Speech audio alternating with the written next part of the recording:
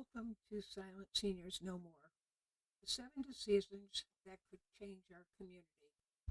What if real change starts with us?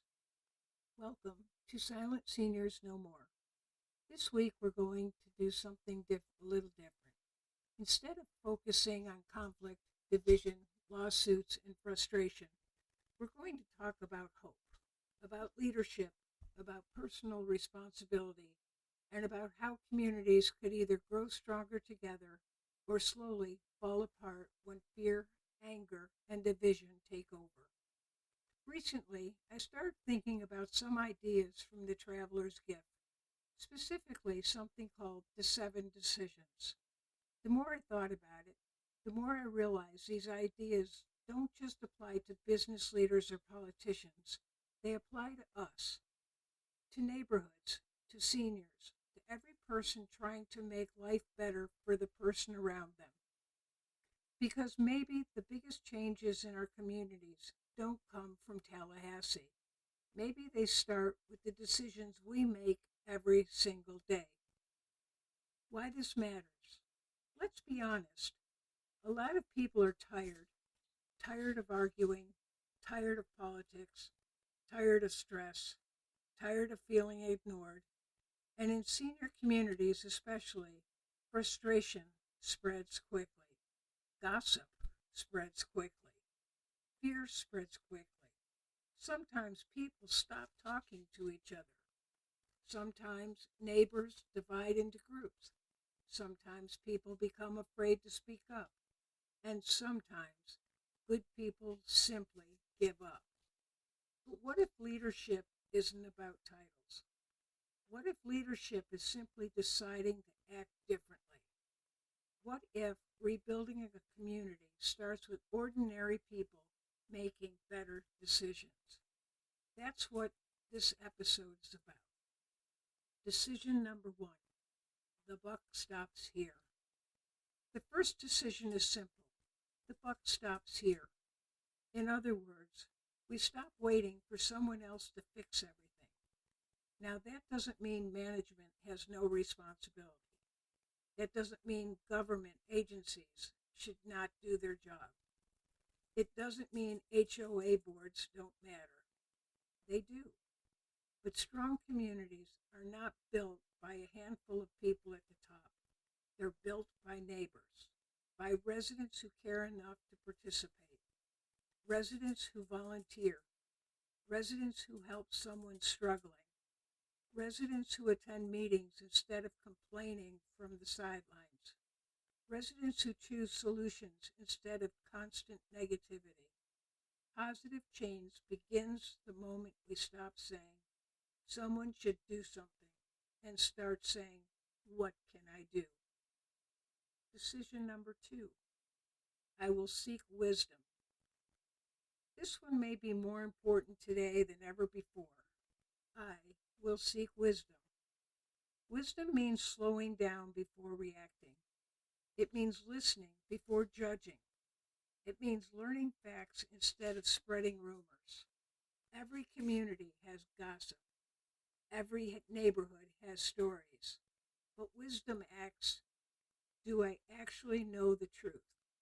Wisdom means educating ourselves, understanding the rules before arguing about them, reading documents before making accusations, learning laws before repeating things we heard from someone else. And honestly, wisdom also means understanding that none of us know everything. Every single one of us can learn something from someone else. Decision number 3: I am a person of action. Complaining is easy. Action is harder. Talking about problems is easy. Becoming part of the solution is harder. The third decision says, I am a person of action. Action can be simple: checking on a neighbor, helping someone carry groceries, driving someone to an appointment, organizing a cleanup day, starting positive events, welcoming a new resident. Action creates momentum because communities don't become stronger through words alone. They become stronger when people show up. Decision number 4. I have a decided heart. A decided heart means not quitting. It means standing firm even when things become difficult. Let's face it, a lot of seniors today feel forgotten. Some feel powerless. Some feel like their voices no longer matter. But a decided heart refuses to believe that. A decided heart says, I still matter. My voice still matters. My community still matters. And I'm not giving up on people. That kind of attitude is contagious. Just like negativity spreads, strength spreads too. Decision number 5. Today, I will choose to be happy. Now, this one doesn't mean pretending life is perfect. It doesn't mean ignoring problems. It simply means refusing to allow bitterness to control your life. Because the truth is, many people moved into these communities for peace, for friendships, for laughter, for music, for golf, for dances, for coffee with neighbors, for enjoying the years they worked so hard to reach somewhere along the way. Some people forgot how important that really is. Happiness can still exist even while challenges exist. Sometimes happiness is as simple as sitting outside with a friend, sharing stories, and remembering we still have today. Decision number 6. I will greet the day with a forgiving spirit. This may be the hardest one of all, forgiveness. Now, forgiveness does not mean weakness. It does not mean surrender. It does not mean accepting mistreatment. It means refusing to let anger consume your life, because anger eventually poisons communities. It destroys friendships. It creates division. It turns neighbors into enemies. And the longer bitterness grows, the harder healing becomes. We can disagree without hatred. We can stand up for ourselves without destroying each other. We can fight for positive change while still remembering everyone involved is human. Decision number 7. I will persist without exception. Real change takes time. Better communities take effort. Respect takes consistency. And protecting seniors requires persistence, not temporary outage, not social media arguments, not one meeting, persistence. The people who truly change communities are not always the loudest people.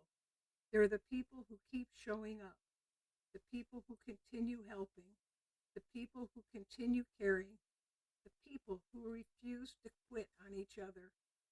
That's how communities heal, one decision at a time. Maybe real change doesn't begin with lawsuits or management or politics. Maybe it begins when neighbors decide to become neighbors again. Maybe it becomes when people stop waiting for leadership and becomes leaders themselves. Maybe that's how silent seniors become strong seniors, not through fear, but through courage, compassion, wisdom, forgiveness, and persistence. Thank you for listening to Silent Seniors No More. And remember, strong communities are built one decision at a time.